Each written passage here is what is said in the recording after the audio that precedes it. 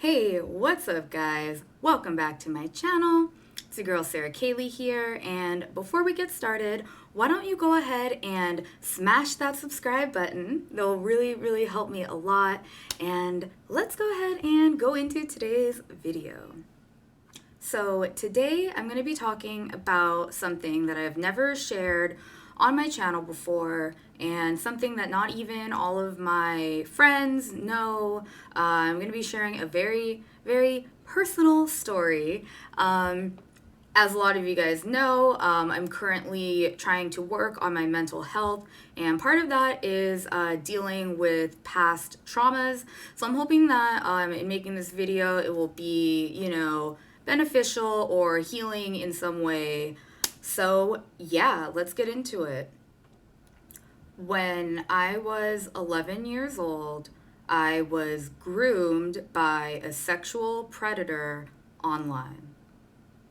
Okay, so sexual grooming is a preparatory process in which the perpetrator gradually gains a person's trust with the intent to be sexually abusive. The victim is usually a teen, child, or vulnerable adult. I'll put a link to that below, but that is what I mean if I say I was groomed. So yeah, let's talk about it. So growing up, for better or for worse, I had a computer in my room and internet for a lot of my childhood. I was born in 1992. I feel like when I was growing up, it was like, the beginning of like the internet as we know it. Everyone was going crazy for it. And yeah, I was too. So when I was a kid, I would, go on my computer, go on AOL. I don't know if y'all remember America Online. And I would go to all of the chat rooms. And you guys remember ASL. I would always lie about my age, say I was older, yada, yada, yada. This resulted in a lot of bad things happening. I was exposed to a lot of, I'll just say pornography, just inappropriate things as a result of being on the internet as a literal child. One of the first forms of pornography I ever saw in my life was a horse, and we don't need to finish the rest of that sentence. So that kind of stuff for a child is hard to deal with and to, it's just hard to deal with. Anyway, so fast forward. So yeah, I was about 11 years old, and I was going on this website called Habbo Hotel. I don't know if you guys remember this website at all, or if any of you used to hang out on there, but apparently it is pedo central. I don't know how, I don't remember, it was so long ago, but I somehow met a guy on Habbo Hotel. His name was Dorian Ezra. And I don't know, for some reason, in my mind, we just like hit it off. And I told him I don't know how old I told him. Probably 16 or 18, who knows, man. And he was like 22, maybe 24, definitely in his 20s. And so we chatted, we ended up chatting a lot on MSN Messenger, and we would just talk and talk. I'm 11 years old. I have a lot of, deep thoughts, but you know me, I was already depressed at that age. I had been through a lot of shit, so, I don't know. So yeah, he and I would just talk all the time. I felt like he was like my best friend. Like, there's a plane going by. I don't know if you can hear it. And I would like talk to him every day, all day, every day. I assume I must have been going to school at this point. So I guess I talked to him after school or whatever time I could, but I talked to this fool all damn day. After a little while, I eventually was like, damn, I have been lying about my age to this grown man. I should be the bigger person as a child and tell him my real age. Because I figured, okay, I'm going to tell him how old I am, and then he will never talk to me again. Like, whatever. But much to my surprise, you know, my age didn't faze him. I still remember how the conversation went. I was like, hey, I need to tell you something. I'm actually not 16. I think that's the age I said. I don't know. And he's like, oh, how old are you? Like, younger? I was like, yeah. And he's like, okay, like 15? I'm like, no. He's like, 14? No. Like, counting down. He's like, 12? Nah, sorry. 11? Yes. I am 11 years old, mister. And he was just like, well, didn't change anything. Okay, like, totally. And of course, I'm a literal child, so I didn't realize what was going on was horribly wrong. I just thought, wow, I'm a sad little girl, and I finally have someone who cares about me and someone to talk to. How wrong I was. Anyway, so after the age reveal and that whole thing, you know, we kept talking. Eventually, we talked on the phone a couple of times. And mind you, at this point, there was nothing sexual going on. We talked about life, about our feelings, about music, about art. He, like, taught me things, showed me all this music and stuff. We never talked about anything, like, inappropriate. And then so months and months go by. We're just talking every day. Oh, by the way, he lived in Montreal, Canada.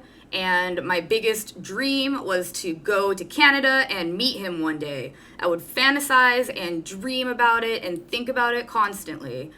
Eventually, I don't know how it happened, but things started getting, like, romantic. We had talked on the phone a few times.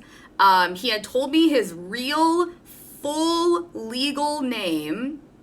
He could have been lying, for all I know, who knows. But he told me his real name, and I fucking wish I remembered that shit. It was very, he's Sri Lankan, so it was like a very foreign last name. Anyway, yeah, dude, like, I'm like 11 years old, man, fucking head, like, dead. What's that phrase? Hell bent. I was like 11 years old, man, like fucking hell bent on meeting this man from Canada, and we're gonna, like, have some type of relationship and be best friends and lovers and just happy forever. Like, I don't know what the fuck I was thinking, and I don't know what the fuck he was thinking, man. So yeah, I know this story is kind of going all over the place. Please bear with me. But so anyway, yeah, months go by. We are talking all the time. At this point, I'm basically, like, in love with him. And he told me at some point, like, later on, I don't know exactly what he said or what happened, but he had expressed and made it clear that he was interested in me romantically and or sexually, and, like, made it clear that his intention was, like, more than friends. And of course, I was, like, fucking happy about this. I'm like, yes, of course, like, I love you, I will marry you as soon as I turn 18, Dorian. Like, I was obsessed with this fool, man. And I would talk to my mom about him, and I think that at the beginning, she just thought he was some random, like, she didn't know, like, she just thought it was a friend online, like, you know, but eventually, and I don't know how she found out, but she did used to spy on me a lot. But somehow she had found out that things with me and the guy, Dorian, had become less than appropriate. And I forget exactly what happened, but I think that she confronted him and told him he could not talk to me anymore. Then he, like, messaged me and told me, hey, like, I can't talk to you anymore. You're a fucking kid. And I was like, oh shit. So basically, in my little child mind, I think by this point I was 12. This is how I felt. 12 years old, right? I felt like I had like the love of my life and the best friend, like a soulmate. Like I was in love and obsessed with this man. But then he is taken away from me. I'm no longer allowed to speak with him anymore. To me, I felt like, what am I going to do without him? I attempted suicide. I literally tried to kill myself because I couldn't talk to a pedophile online anymore.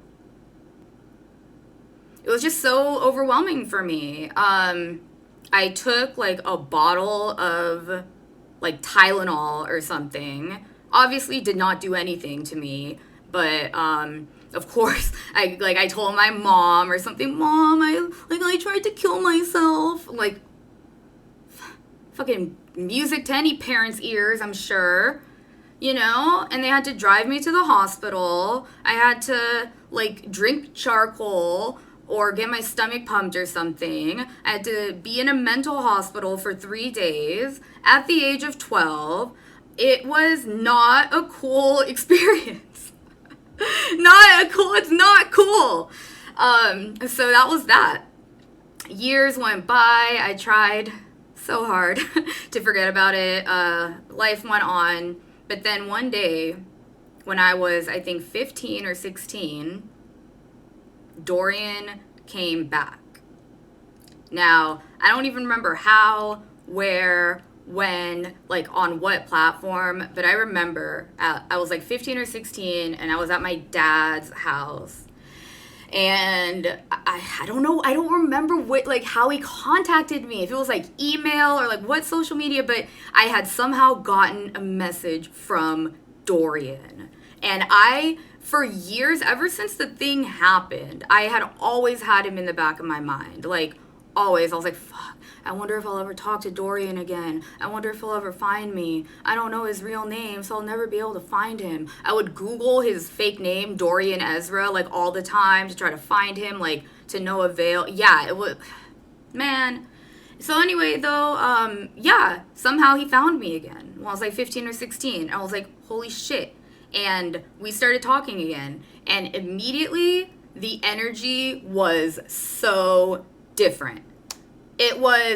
He was like overtly sexual. He was like a perverted, I'm sorry to kink shame or anything, but like a perverted like freak, just talking about all this dirty sex stuff all the time. And I was just like, whoa. And he had a girlfriend.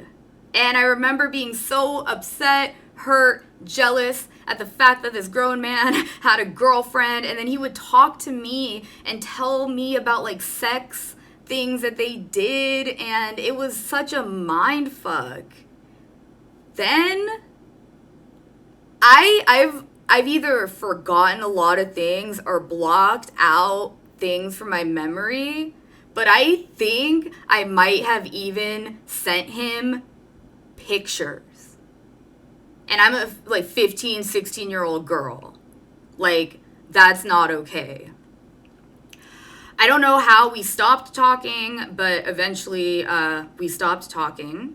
And I have not heard from him since. And I hope I never do. Actually, I hope I do. I wish I fucking hear from him again. I pray that I can get a chance to speak with that man again. Just one more time. I'd like to know, what the fuck were you thinking, man? I was 11 years old. I was a child. That's disgusting. Whew. So that's it. That is it. That's my story. That's all I wanted to tell you guys. Yeah.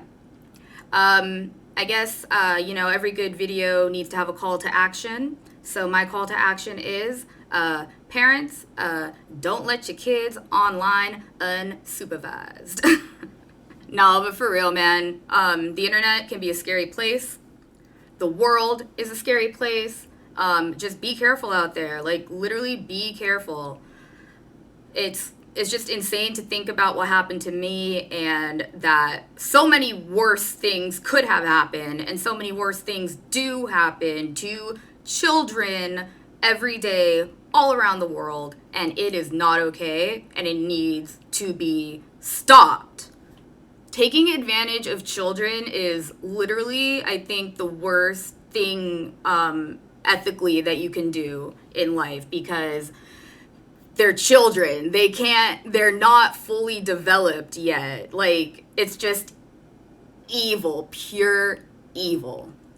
So, yeah, guys, thank you so much for watching. I really love you guys a lot. Thanks for being part of this journey with me. Take care, guys, and I'll see you on the next one.